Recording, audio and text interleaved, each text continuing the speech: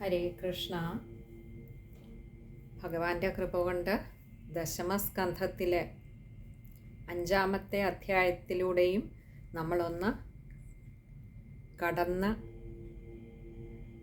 ആ തോണി 5-ാമത്തെ അധ്യായവും കടത്തിവിട്ടിരിക്കുകയാണ് ഭഗവാന്റെ അതിയായ കാരുണ്യം.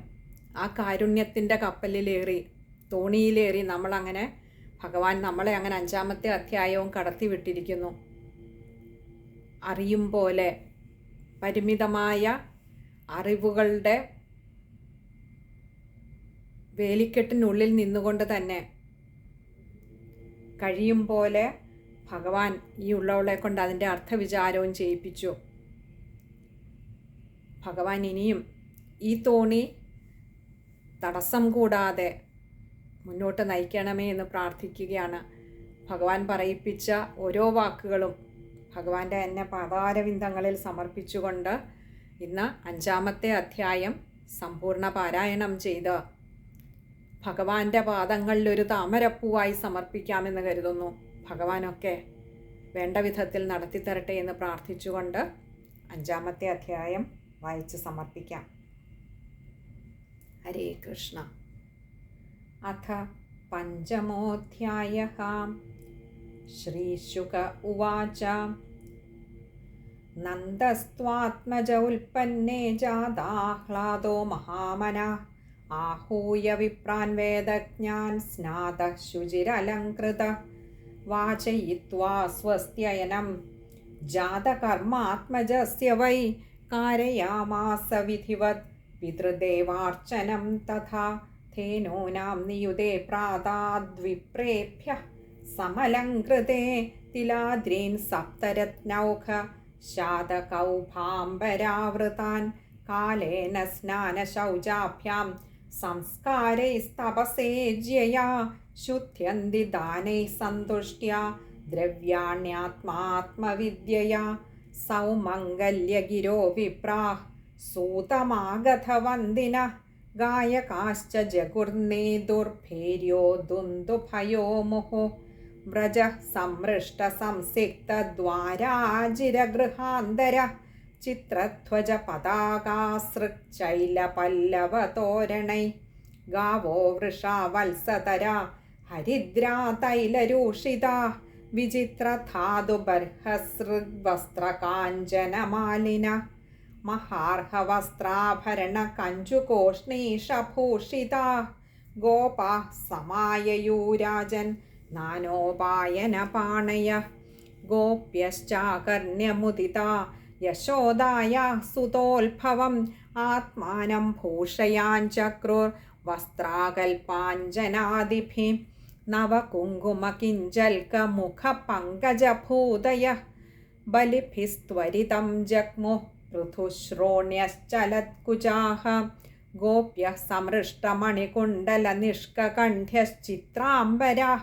പഥിശിഖാച്യുതമാല്യവർഷാः നന്ദാലയം സവലയാ വ്രജതീർവിരേജോർവ്യാലോലകുണ്ഡലപയോധരഹാരശോഭാः താ ആശിഷഃ പ്രയുഞ്ജാനാശ്ചിരം പാഹീതി ബാലകേ ഹരിദ്രാചൂർണതൈലാദ്ഭിः സിഞ്ചന്ത്യോ ജനമുജ്ജഗുഃ അവാദ്യന്തവിചിത്രാണി വാദിത്രാണി മഹോത്സവേ കൃഷ്ണേ വിശ്വേശ്വരേ നന്ദേ നന്ദസ്യ വ്രജമാഗതേ ഗോപാഃ പരസ്പരം ഹൃഷ്ടാ ദധിക്ഷീരഹൃതാംബുഭിः ആസിഞ്ചന്തോ വിലിംബന്തോ നവനീതൈശ്ച ചിക്ഷിപുഃ നന്ദോ മഹാമനാസ്തേഭ്യോ വാസോലങ്കാരഗോധനം സൂതമാഗതവന്ദിഭ്യോ യേന്യേ വിദ്യോപജീവിനഃ തൈസ്തൈഃ കാമൈരദീനാത്മാ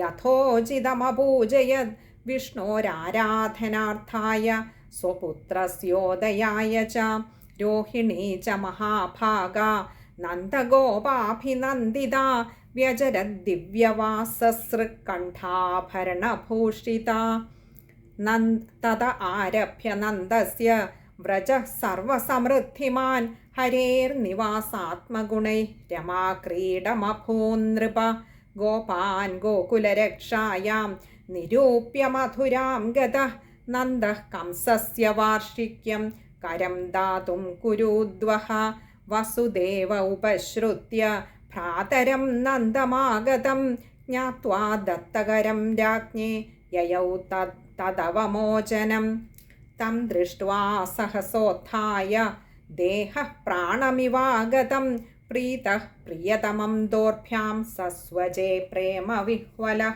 പൂജിതഃ സുഖമാസീന പൃഷ്ട്വാനാമയമാദൃതഃ പ്രസക്തധീ സ്വാത്മജയോരിതമാഹ വിശാംപതേ ദിഷ്ട്യാ ഭ്രാതഃ പ്രവയസ ഇദാനീമപ്രജസ്യത്തെ പ്രജാശായ നിവൃത്തസ്യ പ്രജായത് സമപദ്യത ദിഷ്ട്യാ സംസാരചക്രേസ്മിൻ വർത്തമാനഃ പുനർഭവഃ ഉപലബ്ധോ ഭവാനദ്യ ദുർലഭം പ്രിയദർശനം നൈകത്ര പ്രിയസംവാസഃ സുഹൃദാം ചിത്രകർമ്മണാം ഓഖേന വ്യൂഹ്യമാനാനാം പ്ലവാനാം സ്രോതസോ യഥാ കച്ചിത് പശവ്യം നിരുജം ഭൂര്യംബുതൃണവീരുധം ബൃഹദ്വനം തദധുനാ യത്രാസേ ത്വം സുഹൃദ്വൃതഃ ഭ്രാതർമമ സുതഃ കച്ചിന്മാത്രാ സഹ ഭവദ്വ്രജേ താതം ഭവന്തം മന്വാനോ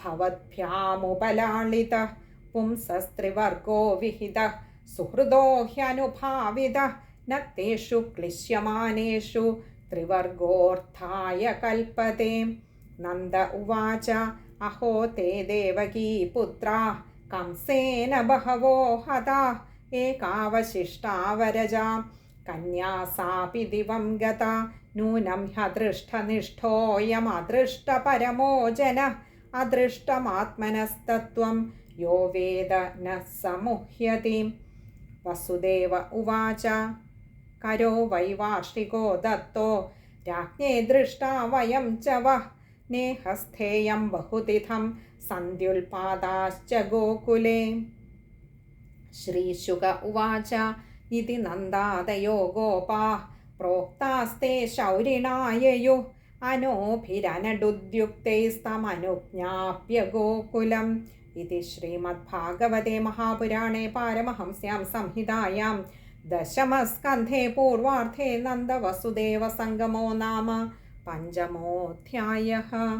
സർവത്ര ഗോവിന്ദനാമ സങ്കീർത്തനം ഗോവിന്ദ ഗോവിന്ദ. അഥ ഷഷ്ഠോऽധ്യായഃ. ശ്രീശുക ഉവാച നന്ദഃ പഥിവചഃ ശൗരേർന മൃഷേതി വിചിന്തയൻ ഹരിം ജഗാമ ശരണമുത്പാദാഗമശങ്കിതഃ. സർവത്ര ഗോവിന്ദനാമ സങ്കീർത്തനം ഗോവിന്ദ ഗോവിന്ദ. സാധാരണ ഭാഗവതം വായിച്ച് നമ്മൾ നിർത്തുമ്പോൾ ഒരു അധ്യായം തീർന്നാൽ അടുത്ത അധ്യായത്തിൻ്റെ ഒരു ശ്ലോകം കൂടി വായിച്ച് നിർത്തണം എന്ന് ഗുരു പറയാറുണ്ട്. അതുകൊണ്ടാണ് 6-ാമത്തെ അധ്യായത്തിൻ്റെ ആദ്യത്തെ ശ്ലോകം വായിച്ച് ഇത് നിർത്തിയത്. ഇത് സമർപ്പിക്കുന്ന ഭഗവാന്റെ പാതാരവിന്ദങ്ങളിൽ. അതായത് നമ്മൾ അവിടെ നിർത്തുകയല്ല, അത് തുടർന്നു പോവുകയാണ്. അതിന് ഭഗവാൻ അനുഗ്രഹിക്കണമേ എന്നൊരു പ്രാർത്ഥനയാണ് അവിടെ ആ ആദ്യത്തെ ഒരു ശ്ലോകം കൂടി, അടുത്ത അധ്യായത്തിൻ്റെ ആദ്യത്തെ ഒരു ശ്ലോകം വായിച്ച് നിർത്തുന്നതിലൂടെ ചെയ്യുന്നത്. പറയിപ്പിച്ച എല്ലാ വാക്കുകളും ഭഗവാനെ അവിടുത്തെ സങ്കല്പമാണ്, അവിടുത്തെ നിശ്ചയമാണ്, അവിടുന്ന് പറയിപ്പിച്ചതാണ്. ഈ ഉള്ളവള് വെറുമൊരു ഉപാധി മാത്രമായിരുന്നു. അവിടുത്തെ സങ്കല്പമനുസരിച്ച് വർത്തിക്കാനുള്ള വെറുമൊരു കളിപ്പാവ. അവിടുന്ന് എന്തൊക്കെയോ സജ്ജനങ്ങളിലേക്ക് എത്തിക്കണമെന്ന് വിചാരിച്ചതൊക്കെ ഈ ഉള്ളവളിലൂടെ അവിടുന്ന് പറയിപ്പിച്ചു, എത്തിക്കുന്നു. ഭഗവാനെ, എല്ലാം അവിടുത്തെ നിശ്ചയം, എല്ലാം കണ്ണൻ്റെ ലീല, നടക്കുന്നതെല്ലാം ആ കരിമുകിൽ വർണ്ണൻ്റെ ലീലയാണ്. ഭഗവാനെ, സർവവും അവിടുത്തെ പാതാരവിന്ദങ്ങളിൽ സമർപ്പിക്കുകയാണ്. സർവത്ര ഗോവിന്ദനാമ സങ്കീർത്തനം ഗോവിന്ദ ഗോവിന്ദ.